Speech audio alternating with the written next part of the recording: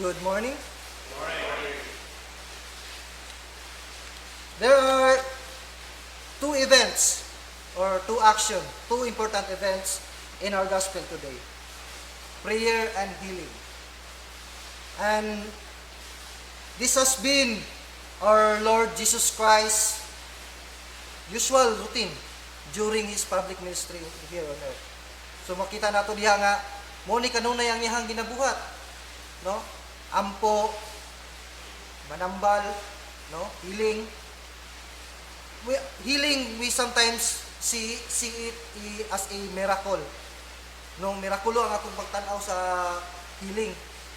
So when Jesus made miracles, before He made miracles, He prayed. Mag-ampo siya, then He prayed.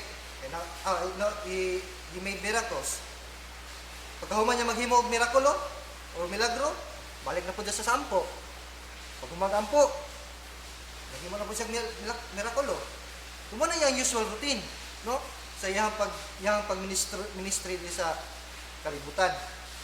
But what is healing? No, healing is a process of restoration of health from unbalance, from diseases, from damages or unvitalized organism. That's the world.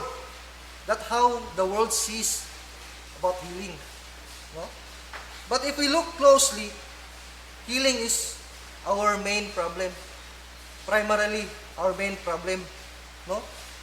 Because in this world, everybody is willing to spend thousands, hundreds of thousands, and even millions for healing. No? They will do whatever it takes para lang maayo. So, definitely mo, problema gyud sa tao. Problema gayud sa tao ang kaayuhan. No? Bisan kay karon kaning COVID-19, no? May nangatapdan, may nangahanaw na, and karon kay kamulo og himo sa vaccine, still problem gyapon sa tao. No? But the keyword nga makita nimo diya sa healing, sa definition sa healing, is restoration. Kana mo'y ato ang ilang taon ang restoration. Because each one of us is in need of restoration. Muna bitong andam ta mo spend, baligyan nato unsay katigayunan nato para maulian ta, because we are all in need of restoration. Kinanglan mabalik ta. No? Mabalik ta. Because there is someone inside of us who is always looking forward to go back to where it came from. Na dili sa atong sulod nga gusto makiguli kung hain sa gikan. Na dili sa atong sulod. Mo na nga gusto kita maulian ta. No? Second, what is prayer? Well, I believe that prayer is man's intimate moment to communicate with God. A moment when we speak with God. A moment when we listen to God. It is also a moment when we bring ourselves closer to God. A moment that we let ourselves be comforted by God. No? We can cry with Him, and we can laugh with Him. Sa gishare pa or gihumili ni Deacon Rex gahapon, naa siya relational authority. No? O pinaagi sa pag-ampo, atong gi-open ourselves to that relational authority. No? We can speak with Him, we can listen to Him. Muhilak ta uban niya, malipay ta uban niya, no? It's a time also when we can tell Him about our troubles and also our success. No? A time we can also say thank you and sorry sa iyaha. Relational authority. Makigrelasyon. We open. It's like, during prayer, we brought back Eden on earth. gibalik na to ang katong Eden, although ang Eden gigwardyahan naman sa tungkuan, but we somehow during prayer we open up Eden. Eden is the connection between heaven and earth. We somehow connect to God during prayer. Now, when was the birth of prayer? Inani man kita tao, mangita man kita legend, asa ang ginikanan, kisay nakauna. So when was the birth of prayer? Kisay una nagampo. So when God made man, Genesis chapter 1 verse 26, He said, "Let us make man in our own image, and let them have dominion over all the earth." Let them have dominion over the fishes of the sea, the birds in the sky, everything that crawls upon the earth. Let them have dominion. So, man was given authority over the creation of God. Gitagaan og otoridad ang tao sa binuhat sa Dios dinhi sa kalibutan. But still must submit to God. Ang bisan paggihatag kanato ang otoridad nga iya unta diri sa kalibutan, pero ang atong pagsubmitar ngadto gyapon kaniya kay siya may tag-iya ning tanan.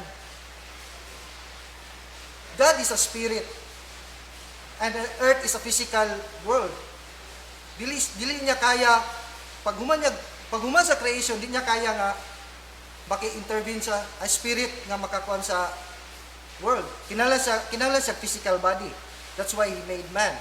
Para ang kung sa tuig iyang kabubuton, ang tao may mabuhat sa kalibutan. O ang tao, ginatawag na ito ng human. Human came from two words, humus and man. Man is the spirit, and humus is dirt. So a spirit in a dirt body, muna gitawag na ito human. Humus man, or human. Muna gitagaan niya ang dominion. Ang tao nga nailawas, ang espiritu nga nailawas, muna gitagaan niya ang dominion. Bisan si Satanas nakasabot ana. That's why when he intervened, wala pa man siya lugar kang Adan o kang Eva, because Adan and Eve is pure para at that time. Nakasabot si Satanas ana, muna nakigdeal siya sa bitin nga pakigamit ko sa imong lawas kay gusto ko mo intervene sa mga tao. That's why ang bitin pod tinunglo pod kay nganong nagpagamit sa siyang lawas. No? So that's why throughout the Old Testament, God needs a man para makapamuhat siya sa kalibutan. Di ba? When Noah finished the ark, 7 days after, rain started. Nagsugod ang ulan. Kung wala to gihuman ni Noah ang arka, na ba kay lunok may tabo? Kung wala may arka, so nagkinahanglan siya tao. God was puno na kaysa sa Sodoma Gomora. Gusto niya kuanan lutuson. Pero siya makahimo ana, gusto siya permission sa tao. Niagi sa ka Abraham. So ningon si Abraham, pagawas silot sa Sodoma Gomora. Then aya panalutos ang Sodoma Gomora. Si Moses yang gitawag, no? Moses, I heard the cry of my people. Moses nimo agi makanako. I need a man. No, kinahanglan kog tawo aron makapamuhat ko. That's why Moses also made miracles during his journey. No? But before that, before nga mga gipangtawag sa Ginoo, na a promise was made that God Himself will come down to earth as human for restoration. Siya mismo ang magpakatao. No? Siya mismo ang pagkatao to restore us, no? So why we have to pray? By prayer, we allow God to manifest in our lives. Atong gitugutan ng Dios nga magmugna sa atong kinabuhi so that we can be a model of restoration. Kay through prayer, gidawat nato siya. O mutuman ta sa iyahang mga kasuguan, kabubuton, o yang kabubuton.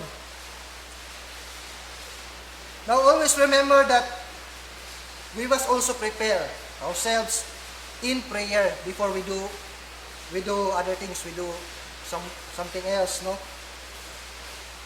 Remember also that prayer is not an option, but it is a necessity. Importante gyud na sa atong kinabuhi. Kaysa may tagian ni tanan. So, kita throughout the years, sige lang tagsalig sa atong kagalingon. Sige lang matuman ng atuang kagalingon kabubuton ba? Now in Proverbs, di ba? Proverbs 19:21, many are the plans of a man's heart, but God will prevail.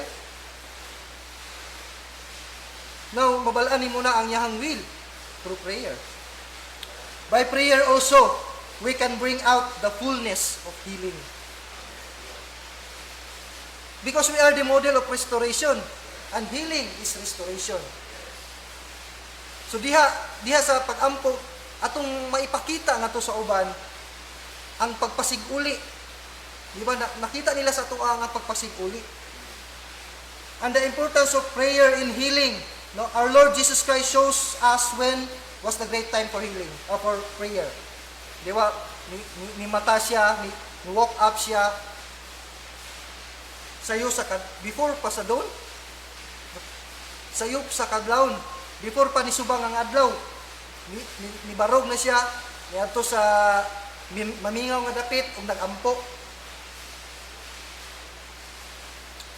Jesus Christ spent hours with God. No? Tapos, kung inyong pong basahon ng Bible, the disciples never asked Jesus how to make miracles. Wala sila, di ka kita dihag, nag-ingon sila nga, Master, can you teach us how to walk on water? How to make the blind see? How to make the deaf speak? How the mute speak? The deaf hear? No? Di kayo makita diha. But they asked Jesus to teach them how to pray. Lucas 11. Luke chapter 11. The Master teach us how to pray as John teaches his disciples. Because Jesus showed them that if you spend hours with God, you only spend minutes with men. Di ba, pagikan niya pagampo, pag naog niya, pag sugod siyang minister niya, pag naibuta, blind, see. Kita dayon. Deaf, hear. Yeah? Mute, speak. Dead, live. Di ba? Leprosy, clean. Yeah? Cast out demon, simple na kay siya ha. No? Because of prayer. Because he spent hours na with God.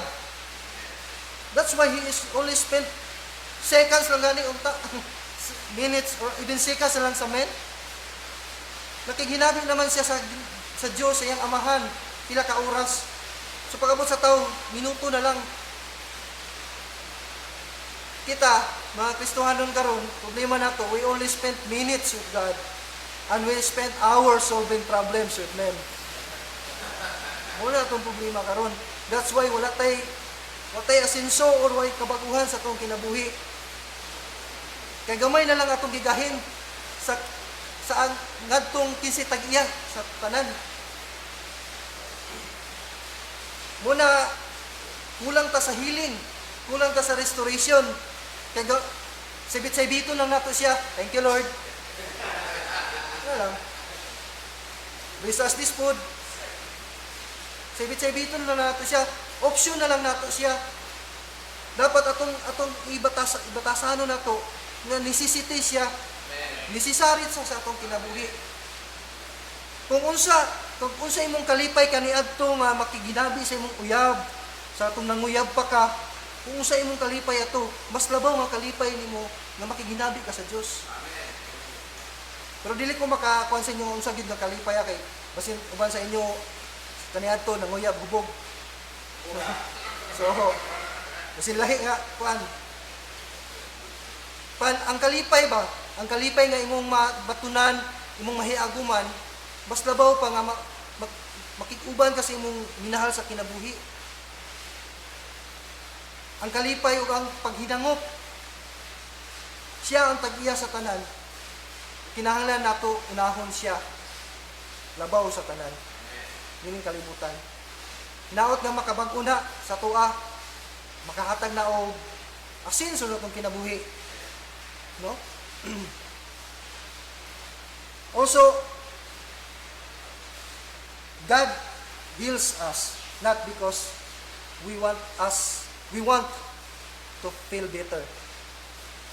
Feeling better is only a side effect of God's healing. The main purpose why God heals us because God needs our body para makapamuhat sa diri sa kalibutan. Pinaagi ka nato tanan niyang kabubuton mahimong posible mahitabo diri sa kalibutan. Mahimong true ba? Kumbaga, mahimong tinuod dinhi sa kalibutan ang iyang kabubuton. Muna kinahanglan ta mo ampo makikonek kaniya mahibaluan ang iyang mga kabubuton, pamaagi, no? His ways, unsa iyang angay buhaton. Hindi nimo speak sa iyang troubles. Di ba? What pa sayod God nga sa matag adlaw nagmasakiton ta. Nasilot ta gamay, nagmasakiton ta. Ang true prayer, mo restore ta sa tuang normal state. Mawala ang kasilo nato sa tuong isikataw. Atong kalagot sa isa kataw, mawala na siya. Ma-restore ta sa normal nato nga state, which is yang image. Mo restore ta, that is healing. Wata kabalo nga, natay emotional sickness every day. Natay spiritual illness every day. And we need God to restore us every day. Dili lang every Sunday. No, may kita sa atong praise and worship every Sunday. No, atong mga kamot ambot nas bumbong pag praise and worship, but failure ta every day to speak with Him, to listen to Him. So ato nang batasanon aron makita sa tao nga kita mismo na restore, and we can also bring healing to the people. We prepare ourselves to heal others. Muna kinahanglan kita po healed pud ta. Naayo pud kita. May butang sa tanan. Daghang salamat.